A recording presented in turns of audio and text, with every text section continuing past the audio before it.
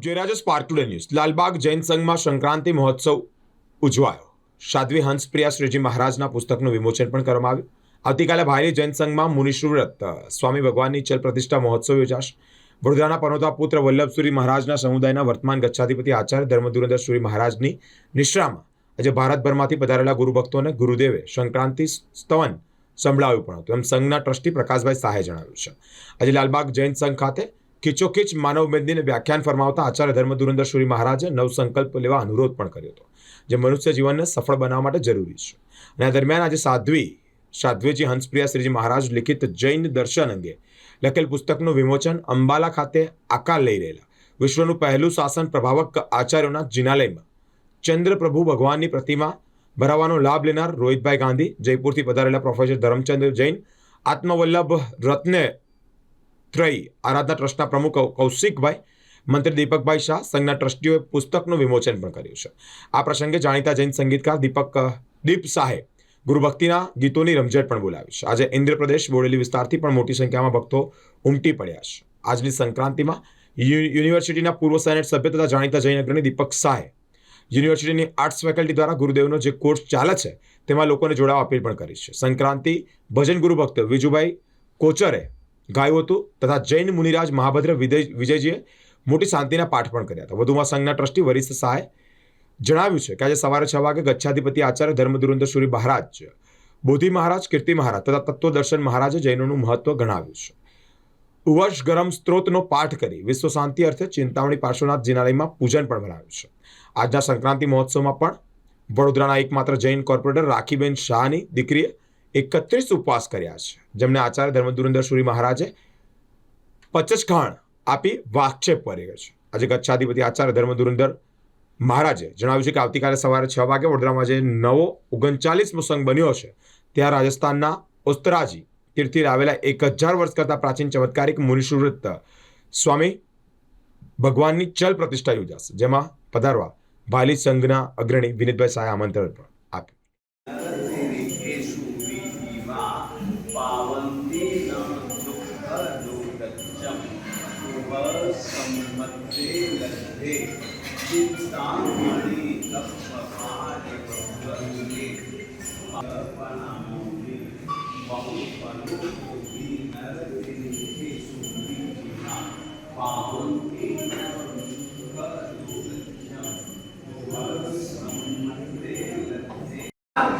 जीते हुए आपने 9 दिनों में 9 बार संकल्प को याद करके राग द्वेष के अवसर को यदि टाला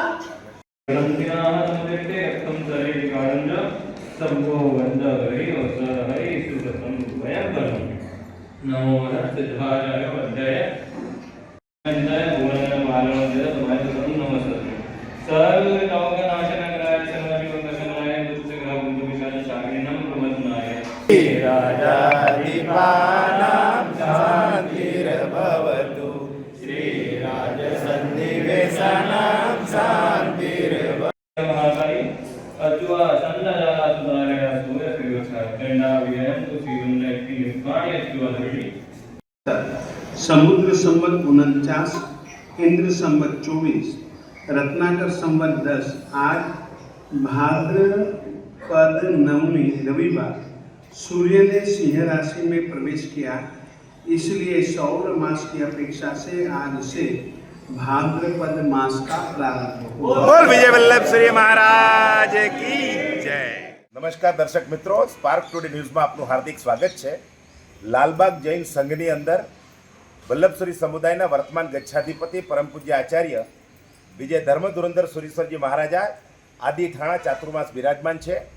આજે સંક્રાંતિનો દિવસ છે। વલ્લભસુરી મહારાજે આ સંક્રાંતિની શરૂઆત કરી।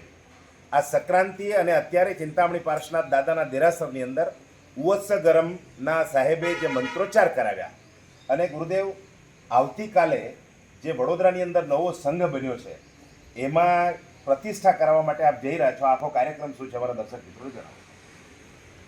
आज संक्रांति का दिन है। सामान्यतया संक्रांति को हम पर्व के रूप में प्रतिमास मनाते हैं।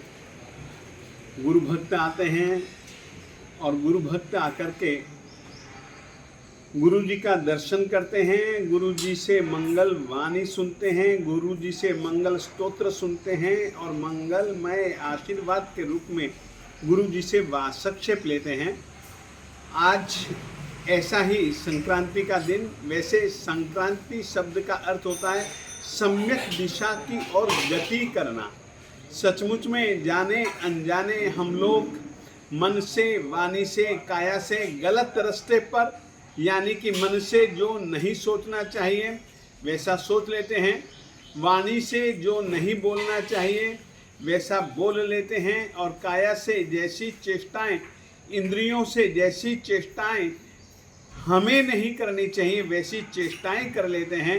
ये सब हमारी आत्मा का गलत दिशा की ओर चले जाना है। एक महीने में यदि हम गलत दिशा की ओर गए हों, वह संस्कार पुष्ट नहीं बनना चाहिए।